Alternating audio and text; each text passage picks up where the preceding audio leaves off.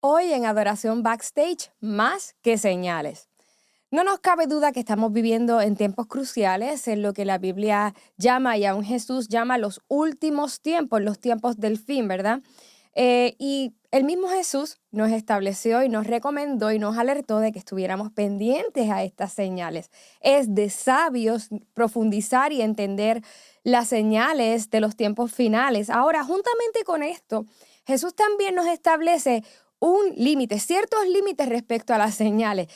¿De qué yo estoy hablando? Vamos a ir a Mateo 24, versículo 36. Él dijo lo siguiente: pero del día y la hora, hablando de su regreso, nadie sabe, ni aun los ángeles de los cielos, sino solo mi Padre. También dice lo siguiente en Hechos capítulo 1 del 6 al 8. Entonces los que estaban reunidos con él preguntaron: Señor, ¿es ahora cuando vas a restablecer el reino de Israel? Y él les contesta: no les toca a ustedes conocer la hora ni el momento determinados por la autoridad misma del Padre, contestó Jesús. Pero cuando venga el Espíritu Santo sobre ustedes, recibirán poder y serán mis testigos tanto en Jerusalén como en toda Judea, Samaria, hasta los confines de la tierra. Aquí hay dos temas importantes que Jesús está tratando. Una es el regreso del Mesías, ¿verdad? El regreso de él. En ese primer versículo en Mateo, y la segunda parte está hablando del restablecimiento del reinado de David, de la casa de David, ¿verdad? Que de donde él venía, porque Jesús venía de la descendencia de David, ¿ok? Y el asunto es que Jesús no solo se reserva información sobre la fecha exacta del final de los tiempos o del regreso del Mesías, sino que al parecer como que evade la pregunta del restablecimiento del reino de Israel, ¿verdad? Miren, ellos le preguntan: ¿ahora es que vas a restablecer el reino de Israel? Y él les dice: no les toca a ustedes conocer ese momento, pero cuando venga el Espíritu Santo recibirán poder para que me sean testigos. Y yo no sé ustedes, pero, o sea, ellos le están preguntando que ¿cuándo vas a restablecer el reino? ¿Va a ser ahora? Y él dice: no se preocupen, que cuando venga el Espíritu Santo ustedes me serán testigos. Y si lo vamos a analizar de una manera natural y humana, uno dice: pero ¿qué tiene que ver una cosa con la otra? ¿Qué tiene que ver que yo te estoy preguntando que cuando vas a restablecer el reino, pero tú dices: no te preocupes, si vas a ser mi testigo? Es como que, ¿qué tiene que ver una cosa con la otra? ¿Acaso es que Jesús estaba evadiendo la pregunta porque no se iba a restablecer el reino, porque no va a restablecer el reino? No, por supuesto que no. Es una promesa del Señor que el reino iba a ser restablecido, pero no como ellos estaban pensando. Y ese es el punto. Lo que ellos preguntaban no tenía que ver realmente con la promesa de Dios, porque el reino al que ellos se referían no es el mismo al reino al que Jesús y el Padre se refieren. Ellos tenían su enfoque en el reino político terrenal. Dios tiene en mente el reinado eterno de Cristo, que es sobre todas las naciones. Entonces, cuando Jesús les dice a ellos: a ustedes no les toca saber el momento, pero cuando reciban el Espíritu Santo recibirán poder para ser mis testigos, con ello les está diciendo: todavía ustedes no comprenden. O sea, no vamos a hablar de este tema ahora porque ustedes todavía no entienden de lo que esto se trata. Pero cuando venga el Espíritu Santo sobre ustedes, ustedes van a entender de lo que esto se trata y van a tener el enfoque correcto. Se enfocarán en lo que es necesario. Ahora siguen enfocados en lo que todos los demás se enfocan. Ustedes todavía están ansiosos y afanados por lo que todo el mundo se enfoca, pero luego no será así. Luego tendrán el enfoque correcto. Yo sé, amados hermanos, que para algunos esto puede sonar algo chocante, ¿verdad? Que hablemos de estas cosas, sobre todo en este tiempo, pero yo creo que es importante que la iglesia se mantenga enfocada en lo que tiene que hacer. Cuando leemos las cartas, por ejemplo, de Pablo, de Pedro, las cartas del Nuevo Testamento, vemos cómo se desarrolla la iglesia y que el enfoque de ellos definitivamente cambió. Ya ellos no estaban enfocados en un gobierno terrenal.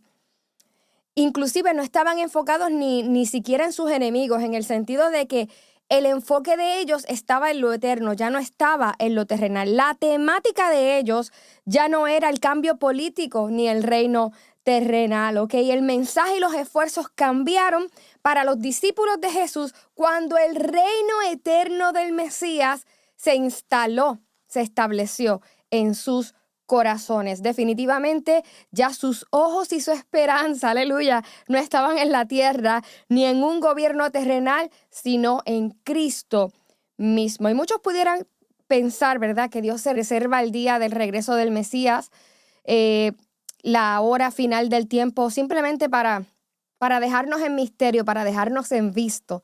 Muchas personas quizás pensarán, bueno, porque Dios, si es tan bueno, no nos dice la fecha cuando Él regrese. Y hay muchas cosas, ¿verdad?, que podemos inferir acerca de esto, pero definitivamente cuando conocemos el carácter de Dios a través de la Escritura, nos damos cuenta de su corazón, de que las intenciones de Dios siempre son puras, no son malignas, son benignas. Dios es bueno. Dios, en su infinita misericordia y gracia, nos da señales, pero la finalidad de Dios nunca ha sido la señal en sí.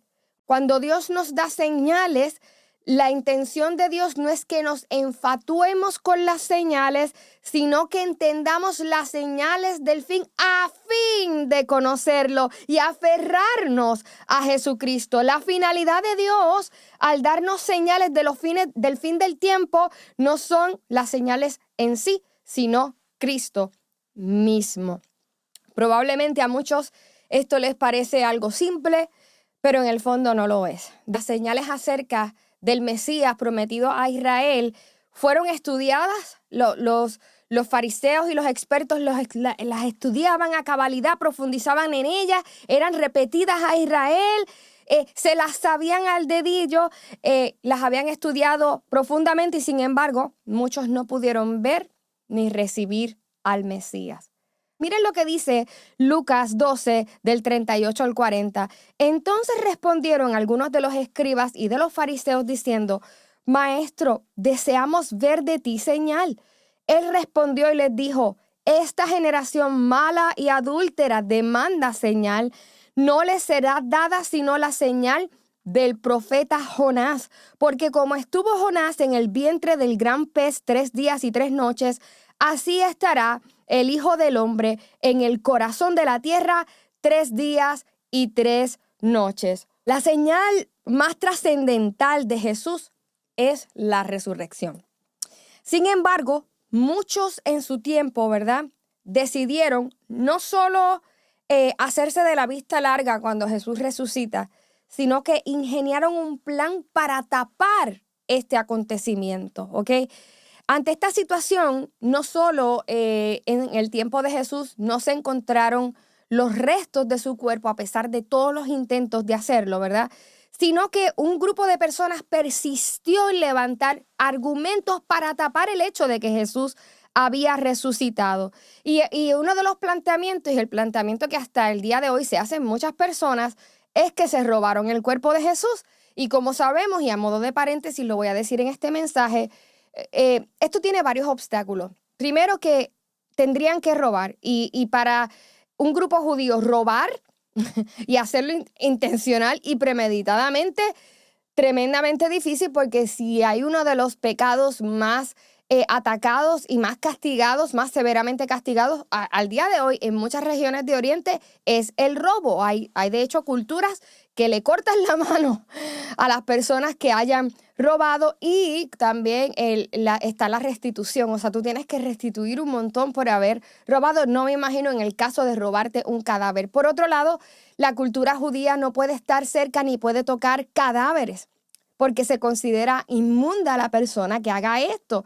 Así que esto estaba tan incrustado que cuando Jesús inclusive trae la parábola del samaritano, que habla de que estaba medio muerto en el camino, podemos entender también por qué el sacerdote y el levita no se acercan, porque estaba demasiado incrustado en su cultura que acercarse y tocar los muertos te dejaba inmundo. Así que no era tan fácil para un grupo de discípulos decir, vamos a robarnos el cuerpo. Por otro lado, cabe destacar que no era tan fácil burlar la guardia romana, ¿ok? Así que si ellos no podían robar, tocar muertos y mucho menos burlar la guardia romana y caminar con un cadáver por todas las esquinas de Jerusalén, es como que no, que no, eso es bastante difícil de creer. Ahora, otra cosa es que entonces luego los discípulos están dispuestos a morir por causa de Jesucristo. Entonces es como que, ok, ellos inventaron una mentira para morir por ella. O sea, sabemos que hasta el día de hoy hay mucha gente que muere por falsas doctrinas, pero ellos mueren creyendo que era verdad.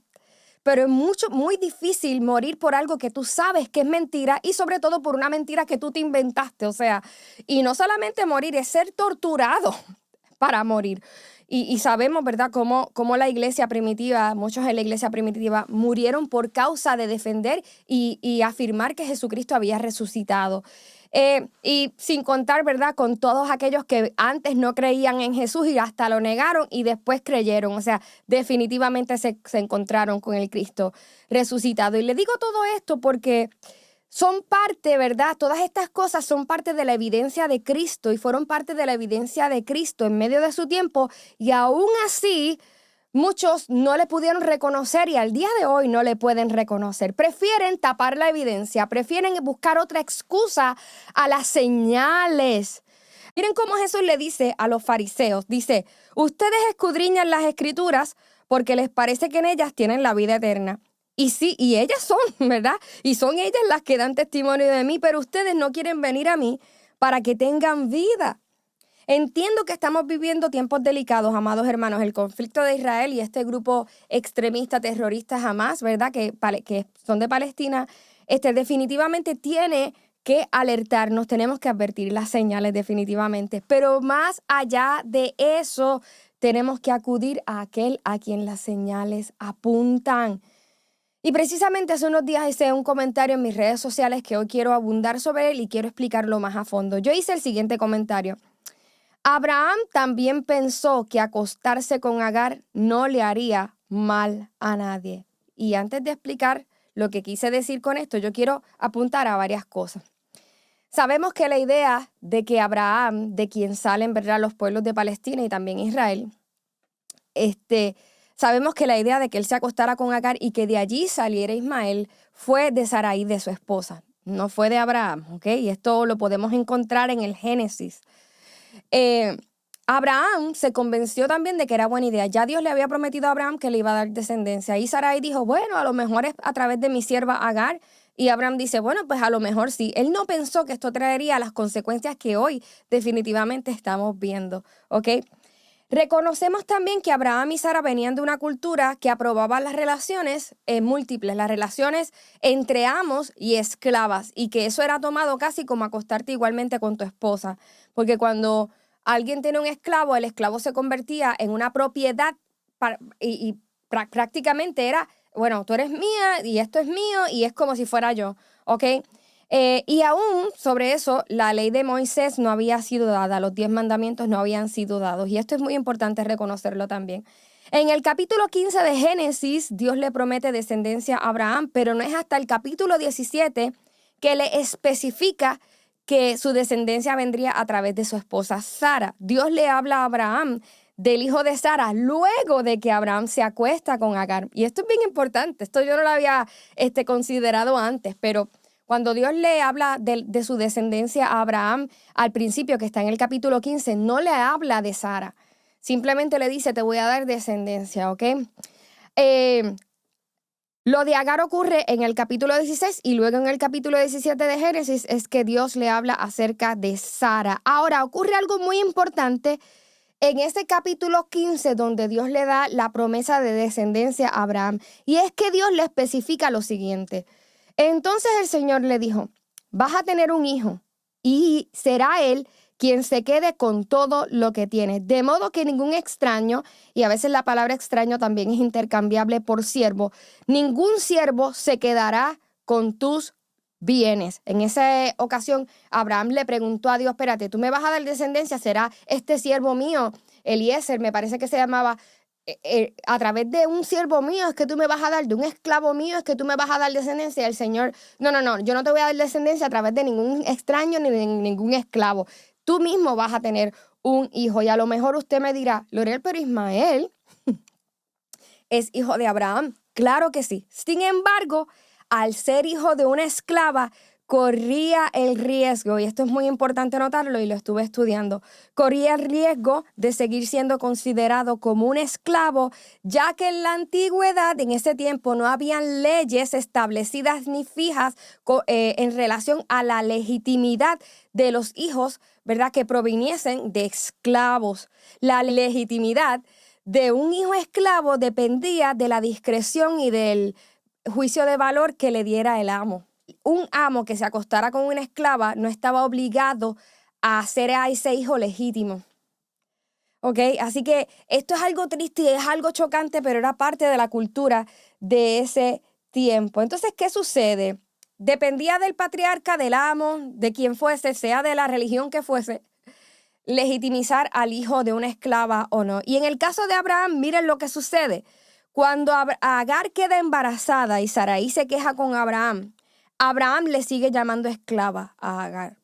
La sigue tratando como una esclava e incluso le dice a Sara, haz lo que quieras con ella. Él sabía que ella estaba embarazada. De hecho, lo sabía porque Sara le dice, wow, ahora que ella quedó embarazada se está burlando de mí, porque Agar parece que comenzó tú sabes, a enorgullecerse y comenzó a burlarse de Sara. Entonces, aún Abraham sabiendo que iba a tener un hijo con Agar, le dice a Sara, bueno, ella es tu esclava, tú puedes hacer lo que tú quieras con ella. Entonces, consideraba el fruto del vientre de Agar todavía como un esclavo. Él es el hijo de la esclava. O sea, sí, concibió a través de mí, pero sigue siendo el hijo de la esclava, que en aquel tiempo él tenía la libertad de hacerlo porque no había leyes para que un amo legitimizara a un hijo esclavo que venía de una mujer esclava. Ahora, a pesar de esta acción de Sara y de Abraham, y aún a pesar de que Agar se enorgulleciera cuando se embarazó de Abraham, y esto lo podemos ver cuando esto sucede, que Agar se empezó a enorgullecer en el capítulo 16, versículo 5 de Génesis, Dios como quiera protegió a Agar. Y esto es muy importante porque ahí vemos el corazón de Dios, cómo Él se mete y cómo Él se involucra en nuestro desastre y en el caos, en los caos que a veces nosotros mismos formamos. Dios como quiera protege a Agar porque Dios es un Dios justo. No importa la injusticia de Abraham, no importa la injusticia de Sara, porque si la idea fue de Sara y después ella se queja, o sea, te estás quejando, pero la idea fue tuya. O sea, la realidad es que hay muchas cosas que podemos ver de aquí, pudiéramos aplicar, ¿verdad? Como quiera Dios protege a Agar. Entonces le hace volver y les dice, sométete a tu ama. O sea, como quiera regresa, pero te tienes que sujetar a ellos. Le pone nombre al hijo que iba a tener de Ismael. Y con ello también le dijo lo siguiente en Génesis 16, 12. Él será un hombre como el asno salvaje. O sea, va a ser un niño salvaje que va a estar por todos lados. Su mano estará contra todos y la mano de todos contra él. Vivirá enfrentado a todos sus hermanos. Y hay versiones que dice, él vivirá peleándose con todo el mundo y va a tratar de defender su territorio. Eso es lo que dice la Escritura en Génesis 16, 12. ¿Por qué traigo este evento de Abraham en este momento? Porque todo lo que estamos viendo ahora tiene que ver con una decisión cotidiana que hasta parecía lógica, una decisión que al parecer era privada, esta decisión es mía, con esto yo no le voy a hacer mal a nadie, o sea, que ni siquiera te pasa por la mente. Pero miren, hay decisiones que a veces nosotros tomamos, que las tomamos en el rush del momento, en la emoción del momento, en el apasionamiento del momento, y pensamos, bueno, si fallo o no, ¿verdad? Esto es hablando de nosotros, no necesariamente estoy hablando de Abraham.